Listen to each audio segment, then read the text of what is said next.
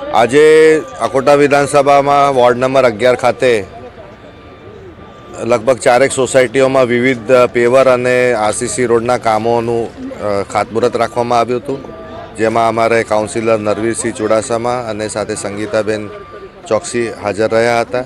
મોટા સિનિયર અમારા કાર્યકર્તા અને મોટી સંખ્યામાં બીજા પણ કાર્યકર્તાઓ ભેગા રહ્યા હતા.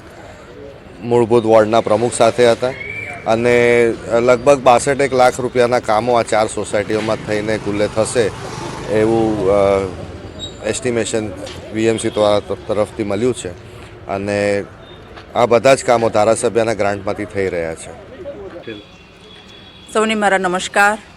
હું નગરસેવિકા વોર્ડ 11 મહારાજ મત વિસ્તારમાં ઘણા બધા સમયથી લોકોને પેવર બ્લોક અને આરસીસી રોડ કરાવવાનું જે અમને એ લોકો કહેતા હતા, તો એનું આજે અમે અરાઉન્ડ 62 લાખ જે છે એનું અકોટા વિધાનસભાના જે અમારા લોકપ્રિય ધારાસભ્ય છે ચૈતન્યભાઈ દેસાઈ એમની ગ્રાન્ટમાંથી અમે આજે 4 જગ્યાએ પેવર બ્લોક અને સાથે સાથે આરસીસી રોડના કામનું ખાતમુહૂર્ત કર્યું છે.